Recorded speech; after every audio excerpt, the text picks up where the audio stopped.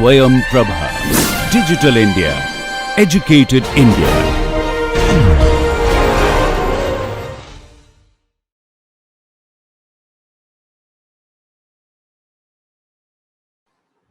Okay. So G prime has some coloring with delta G prime plus 1 colors, which is also coloring with delta G plus 1 colors, right? So take that coloring. And now I have one node that is not yet colored, and there are some edges that are going to come with it. But this node has degree at most delta G. And I have a color palette of delta G plus 1 colors. That I'm allowed to use delta G plus 1 colors. This G prime used delta G plus 1 colors.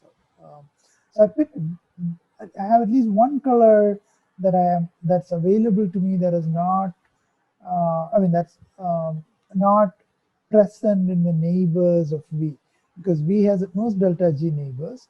Even if all of them had a distinct color, they would use up only delta G color. So there'll be at least one extra color from this that I can assign to V, and still all the new edges that V brings with it, none of them will have both endpoints having the same color, and all the other edges already were um, satisfied. They had different colors on their endpoints. So this gives you valid coloring. So chi G is most delta G plus.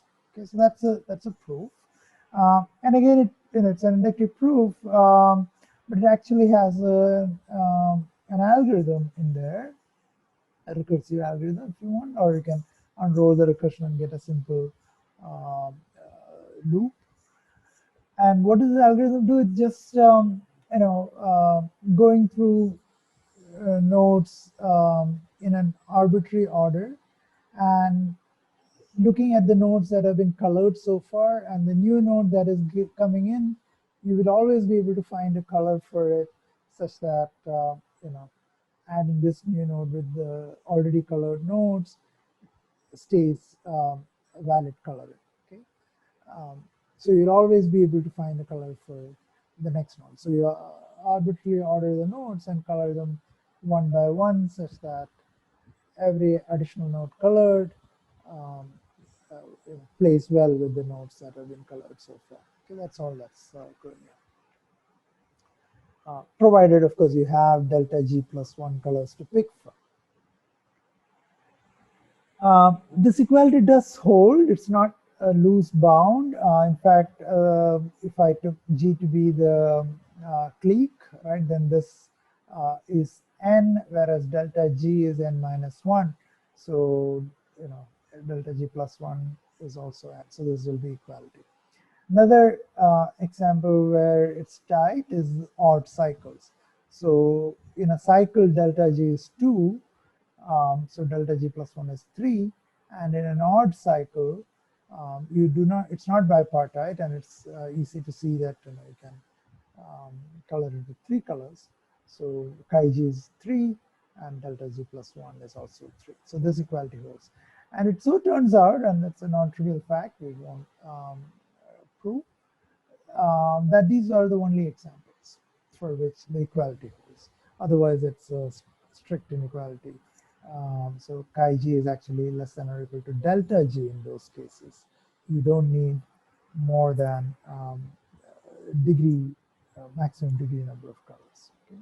So it's a little tightening in all the other cases. Of course, the actual chi G could be much smaller than delta G. And as I said, it's an NP-hard problem to find chi G itself. All right, to wrap up, so graph coloring, in general, it can be a hard problem. There are many special kind of graphs for which it is easy, or even when it's hard, in the worst case, in many instances, it's something you can efficiently solve.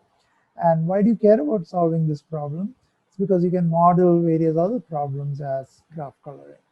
Okay, so, and a typical kind of problem that gets modeled as graph coloring is of resource scheduling. So you want to allocate resources. So think of, say, you have many courses, you want to do timetabling. So each course should get a time slot, say for an exam time slot, and it should not, uh, there shouldn't be, you cannot assign two courses at same time slot if they are taken by the same students, right? Or if there is, there are many, or maybe even one student taking the same course, you don't want to assign the uh, both the courses to the same time slot. On the other hand, there are many, within one time slot, if you want to run many exams, you want to get done with the exams within a week. So it's only a limited number of time slots available.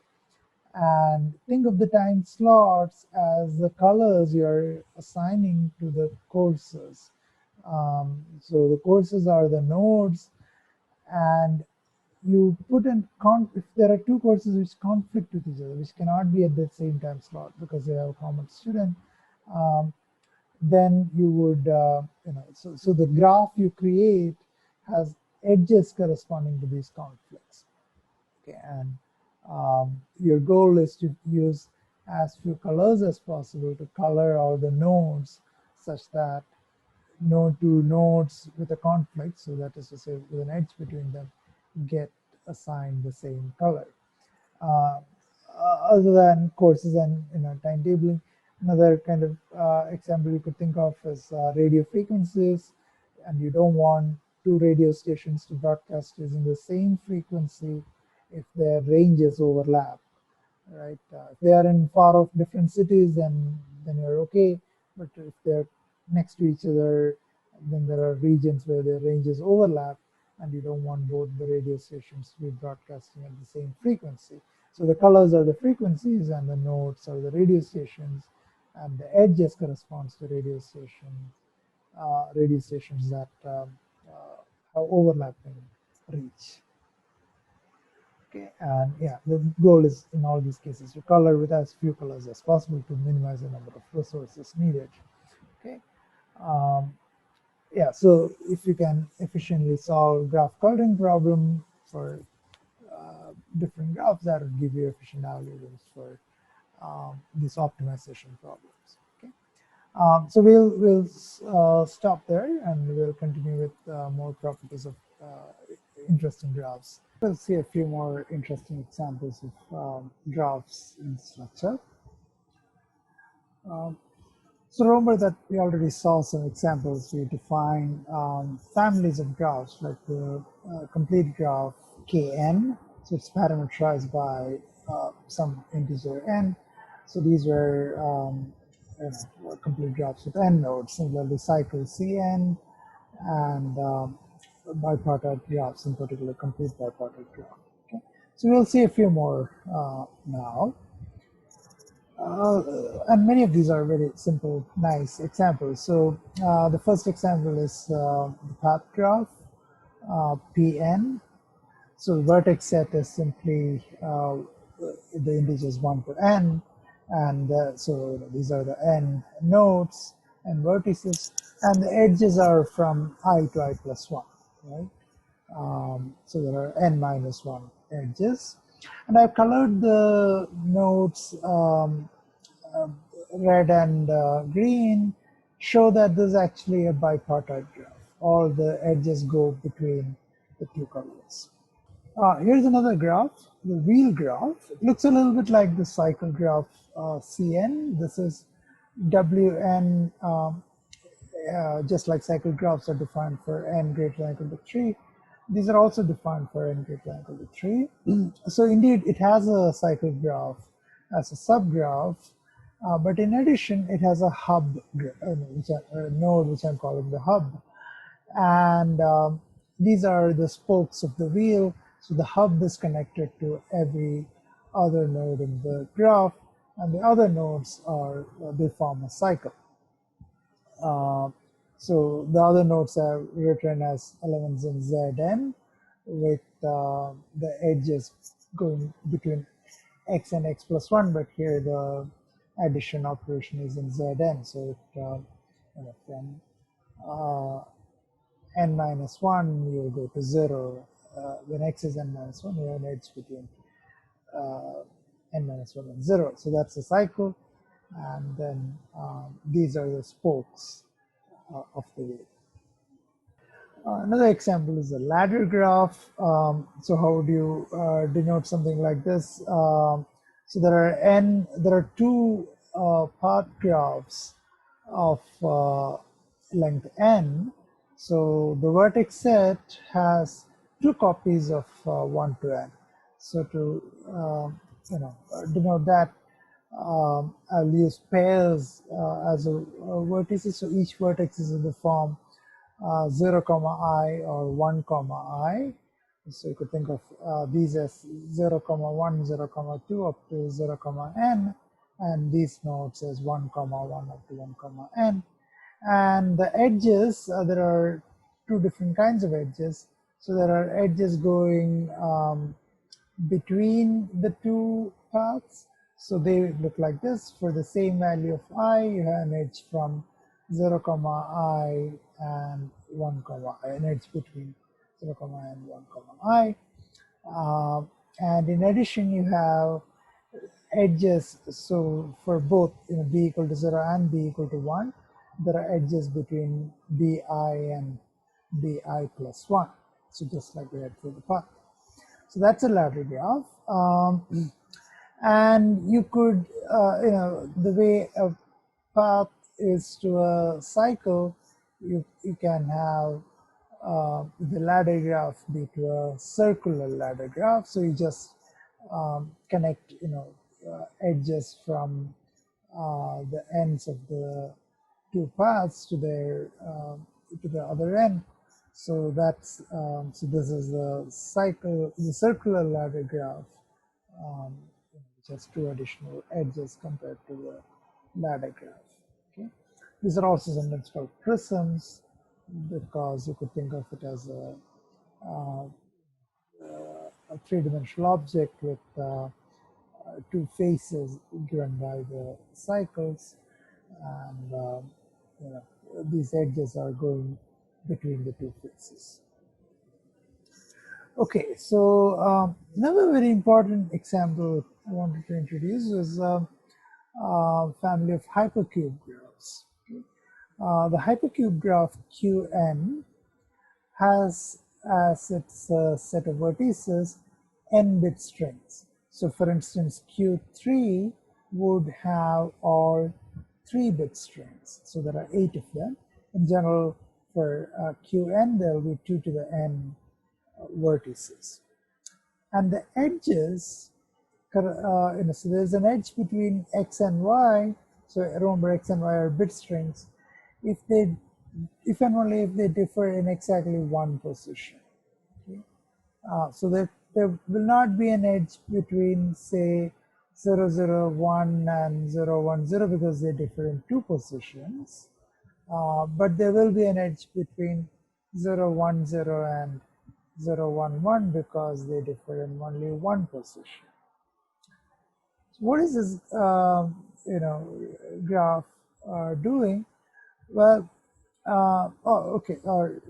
to describe that once more. So the edge, there's an edge between x and y. If you can go from x to y by toggling a single bit. Okay? So say 0, 1, 0 to 0, 1, 1. If you toggle the last bit, you would be changing x to y and vice versa. Okay, so what is this graph doing? What does it look like? Here are the first few members of this family. Q0 is just a singleton node corresponding to 0-bit strings. So there is only one 0-bit string, namely the empty string. So that corresponds to Q0. Q1, there are two 1-bit strings, and indeed they differ in only one position. So there is an edge between them. Q2, so these are, you could think of them as 0, 0, 0, 1, 1, 1, and 1, 0. And, these are the 4 edges that are present. And you would see that this looks like a square, or it's a cycle C4, drawn like a square here. Um, and Q3 looks like, so for now you can just believe me, it would look like a cube. Okay? And this is why it's called a hypercube graph. So this is a three-dimensional cube. Q4 uh, would correspond to a four-dimensional cube with the edges, with the nodes of the graph corresponding to the geometrical vertices of the cube, and the edges actually corresponding to the edges and the shape of the cube, the geometrical shape of the cube. Okay, so that's why it's called a hypercube. It's a very useful and important family. One property of hypercube graph is that it has a lot of nodes, right? It has 2 to the n nodes, but each node is connected only to n neighbors, corresponding to flipping the n positions of that node. So every node, is connected to exactly n neighbors, and so it's very sparse, right? There are 2 to the n nodes in all, but each node is connected to only a very tiny fraction of those nodes. So it's a very sparse graph. On the other hand, it's well connected in the sense that you can go from any node to any node in at most n steps. So you just need to flip the n bits, and each bit flip corresponds to moving through an edge. So you can move through, you can find a path from any node to any other node, which is at most of length n. In fact, it's the shortest path. The length is exactly the number of bits that are different in the two nodes, right? So the diameter of this graph is only n. So it's a pretty compact graph in some sense, even though it's fairly sparse. Okay. It's also a bipartite graph. It's n regular, as I said, every node has n neighbors, and it's bipartite. So if you look at the coloring here, you would see that. How do you know it's going to be bipartite for any value of n? Well, here are the two parts. Here is one way to partition into two parts. So I'll color all the nodes with 0 or 1 corresponding to their parity. So parity means whether the number of bits, whether the number of ones in the bit string is even or odd. Depending on that, I'll say it has even parity or odd parity. So all the even parity nodes are colored, say, green, and the odd parity ones are colored red. Then, when you flip one bit, you will change the parity. You'll go from even number of ones to odd number of ones, and vice versa. So all the edges are across nodes of different parities. Okay, so that's why it's a bipartite graph, and also has some, it has a recursive structure. So if you were to think of building Q2 from Q1, Q2 essentially has 2 copies of Q1 in it, and they're connected together somehow. Similarly, Q3 has 2 copies of Q2 in it. You can see 2 squares here, and they are somehow connected together. And indeed, if you look at, say, Q4, so let me illustrate that here. So you take 2 copies of Q3, and so remember, in Q4 the nodes are supposed to be 4-bit strings. In Q3 they are 3-bit strings. So I have one more bit to add to the label of each node. So in this copy of Q3, to every node I add a 0 to its left, and here I add a 1. So these are all, these are now all the 16-bit 16 4-bit strings, 8 of them starting with 0 and 8 of them starting with 1. And all these edges are going to be still present because, say I take 2 nodes here, the first position, they are both 0, so they don't differ there. So there should be an edge between them in Q4 if they differ in one of the other 3 positions, which means there was an edge in Q3 already. So all these edges will be present, and all these edges will be present too. The only additional edges that will show up are across these 2 copies of Q3. And what would those edges be? So if you compare 2 nodes here, they already differ in their first bit, so they should not differ in any other position. So the edges would match the corresponding nodes, so to speak. So 0x will be matched to 1x, where x is a 3-bit string. So those are the lines here. So this is what a 4-dimensional hypercube, the graph, looks like. Here's another interesting way to look at a hypercube graph. In fact, it's almost the same thing. So I have the labels here in terms of bit strings, but alongside I have written, so say this node here. So I've shown the hypercube such that 0, 0, 0 is at the bottom and 1, 1, 1 is at the top. And I've shown this empty set here to indicate which of these 3 positions has a 1. Since all 3 positions are 0, this is the empty set. Whereas here, the 3 positions, the positions are 1, 2, 3, all of them are 1. So this is indicating this set 1, 2, 3 indicates that label. And similarly, 1, 0, 0 represented using the set 1, and 0, 1, 0 is a set 2, and 0, 0, 1 is a set 3, and these are sets of size 2 because there are 2 1s in each of them. And now the edges go between 2 nodes which have sets which differ in exactly 1 element, right?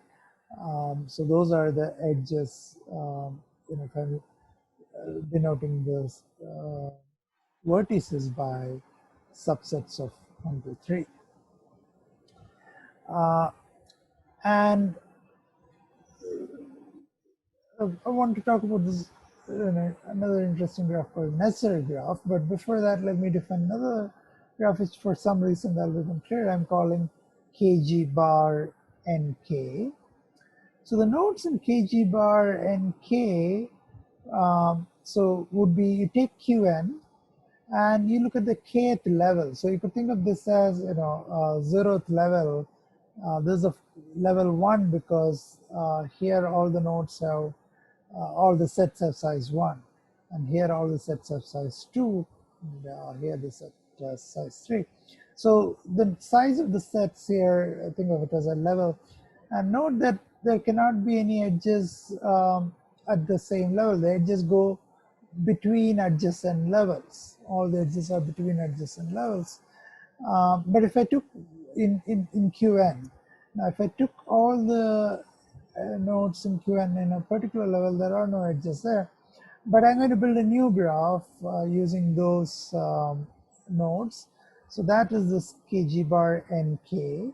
So the nodes of kg bar nk are all the subsets of size k, subsets of 1, 2, 3 up to n of size k. So there are n choose k such nodes. Okay, so those are the nodes. What are the edges for kg bar and k? Since these are subsets, a very natural notion of putting an edge would be if the sets intersect. So I put an edge if the 2 subsets intersect. Okay, so that is my graph kg bar and k. And an interesting thing to look at in kg bar and k, there are many things interesting about these graphs. One thing is the cliques in this graph. Okay, so what does that mean? It's a set of, so the set of nodes, which means for us a set of subsets. A set of subsets such that every two every pair of those subsets have a non-empty intersection. Okay, so it's a set of subsets such that every pair of those subsets would intersect. It would have a non-empty intersection. So how do you build such a clique? There are many cliques you could probably come up with. Here is one. Um, so I include, so there's a set of subsets, remember. So in all of these subsets, I'm going to include the element n. That would make sure that they all intersect. They all have a non-empty intersection. And then I'm going to have anything, for the remaining from the remaining n minus one elements, I'm happy to pick anything, but remember that I have to make sure my subset has size k. So from the remaining n minus 1 elements, I have to pick a subset of size k minus 1. Okay, how many such subsets are there? N minus 1 choose k minus 1. Okay. So this set of subsets, they form a clique in kg bar nk, a clique of size n minus 1 choose k minus 1. And there's a very famous theorem called Erdős-Corrado theorem, which says that actually this is the biggest clique you could find in this graph. Okay, it may look like a believable thing, but it's quite non-trivial to prove that that is indeed the case. And Nesser graph is actually the complement graph of kg bar, where by complement I mean you take every edge, so it's the same set of nodes in kg and k as in kg bar and k, but I put an edge in kg and k if and only if that edge is absent in kg bar and k, which means I put an edge between subsets which are disjoint. Okay. So that turns out to be a cleaner graph with nicer properties. So that's what's called Nesser graph. Of course, going from kg bar to kg, both of them have all the information about each other. Erdős-Corrado theorem would say the independent sets of Nesser graph are at most Cn minus 1, k minus 1. By the way, this is the largest clique you can find when k is less than or equal to n by 2. Once k is strictly larger than n by 2, any two subsets of size k will intersect. So all n choose k nodes in kg and k, kg bar and k would form a clique. Right? So this result is for up to k less than or equal to n by 2. And in terms of Nesser graph, this would say the largest independent set. So that's a set which do not have any edges between any two nodes in them. The largest independent set is of size n minus 1 choose k minus 1. Okay. So this last operation we just now did to go from kg bar to kg is a very natural operation to get one graph from another. So that's called a complement of a graph. So you keep the same vertex set, and wherever there was an edge, you make it a non-edge. Wherever there was a non-edge, you make it an edge. That's a complement of a graph. So it's exactly the set complement. So you keep the vertex set as it is, and you just take the set complement of the edge set, where the universe is all pairs of vertices from D. That's the universe of the edge set. You can also define other graph operations. You could do union, intersection, difference, symmetric difference, all of this by, between graphs which have the same vertex set. And since the edge set is simply a set, you can do any of the set operations on those sets, right? And what you would get would still be a valid graph because it would be vertex set is the same for both these graphs. You could also define union and intersection when the vertex sets are different, and it would still be meaningful. You can just do, say, union. You would say my new vertex set is V1 union V2, and my new edge set is E1 union E2. If there was an edge that was present, so the new edges, they do have their endpoint vertices still here. And similarly for intersection also, right? If there was an edge, so my new vertex set is V1 intersection V2, and if there was an edge that was present in both E1 and E2, that means both of its endpoints were present in V1 and in V2. So it will be present in V1 intersection V2 also. A special case of union is disjoint union when V1 and V2 are actually disjoint sets, or you relabel them to make them disjoint. And in this case, the union is just essentially drawing the two graphs side by side. You have G1 and G2 sitting side by side without overlapping with each other. That would be the disjoint union.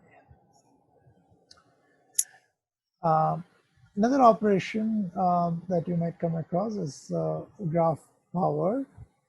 So in particular, graph squaring. So given a graph G, you can define G square over the same vertex set, but the edge set consists of all the edges that are already there in G, as well as edges of the form xy, where you can find a path of length 2 between x and y, okay, a path in G. Okay. So that is to say, there is some node W such that both xw and wy are in E. So you can go from x to w to y in the graph G. And more generally, you could define graph to the power k as basically there is an edge between x and y, distinct nodes x and y.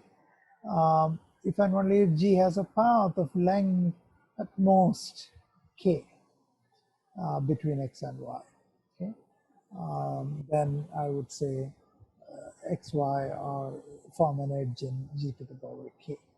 So you should compare this to the composition operation we defined for relations. It's essentially the same thing. Here we do allow, so if you're comparing with that, you would want to first consider the relation to be symmetric and transitive for it to correspond to this definition of graph power. And so these, the graph powering and some of the other operations we defined took graphs which had the same vertex set and gave you a graph which still had the same vertex set. And sometimes you would like to define graph operations which expand the vertex set. And one natural such operation is a cross product or tensor product of graphs. So given two graphs G1 and G2, I can define their cross product as simply having the vertex set, is now simply the cross product of the two vertexes. So every vertex in G1 cross G2 is of the form, say U1 comma U2, where U1 is in V1 and U2 is in V2. So those are the vertices. What are the edges? So there is an edge between u1, u2, which is a vertex in G1 cross G2, another vertex v1, comma v2. If and only if u1 and v1 formed an edge in G1, and u2 and v2 formed an edge in G2. So that's a fairly natural thing to define. So that is a cross product. An interesting example is a product of a graph, an arbitrary graph, with K2. Okay, so this think of this U2 as simply a bit, 0 or 1, and the new edges would correspond to. So there is an edge. Remember, there should be an edge u1, v1 in the original graph, but think of u2. Think of the second coordinate as telling you whether whether the node is colored green or red. So all the edges go between the two different colors, right? Because you do not have 0, 0 or 1, 1 as an edge in E2. It's only 0, 1 that's an edge in E2. So all the edges in the this product graph go between nodes which have a 0 in the second coordinate and nodes which have a 1 in the second coordinate. So this is called a bipartite double cover of G. So it has essentially all the information in G, but stretched out into a bipartite graph. Another very useful notion of a product of graphs is what's sometimes called the box product. And that's because of the notation. So the G1 box G2 again has a vertex set v1 cross v2. But now the rule for putting an edge is slightly different. So you'll put an edge between u1, u2 and v1, v2 if one of the two conditions holds. Either the second coordinate were equal, and in the first coordinate there was an edge in G1, or the first coordinate is equal for the two nodes, and in the second coordinate they had an edge in G2. Okay, so to show you an example, so think of the hypercube graph. So remember, so let's see what QM box product QN looks like. So remember, these are the nodes here are m bit strings and the nodes here are n bit strings. So you could think of these pairs of m bit strings comma n bit string as a m plus n bit string. And you put an edge between two such m plus n strings. Remember, if either in the first m bits they differ in one position, and the second n bits they are equal, so that altogether they differed in 1 bit, and that was in among the first n bits. Or in the first m bits they were equal, and the second n bits they differed in exactly one position. So put together, these conditions are saying these two m plus n bit strings differed in exactly one position. That one position could be among the first m bits or the last n bits. Okay, so that corresponds to the hypercube graph Q m plus n. So the picture we were seeing earlier, for instance, of going from Q3 to Q4 corresponds to the box product of Q3 and Q1. Q1 is just K2. Okay. You could also take this a little further. The Hamming graph is a generalization of the hypercube graph. And there is a parameter, it has two parameters. And the second parameter, which I'll call q, if you set it to 2, you will get back the hypercube graph. Okay, but more generally, this is the Hamming graph, HNQ. It's you could think of it as defined using the box product of KQ, Q times with itself. So basically, what that means is each node in HNQ is an n tuple where each element is a number in the range 1 to q. And you put in, so that's a vertex set, right? Q cross Q cross Q, n copies. And you put an edge between u1 up to un and v1 up to vn, one position where they differ, and in every other position ui equals vi. And for some I, ui not equal to vi. For every other position, ui equals vi. Okay, that's when you put a graph, put an edge, and that's exactly what we did for hypercubes. But there, each position was a bit string, so it was either 0 or 1. So that corresponds to q equals 2. Okay, so we'll stop there for now, but as you can imagine, there's a rich variety of graphs. There are also a lot of graphs which are not the graph families, which are, or graph properties, which are not this well structured or simple, but more complicated objects, and they all show up in various applications, which unfortunately we don't have the time to go into, but I would urge you to go out and explore, learn more about various graph families that are there.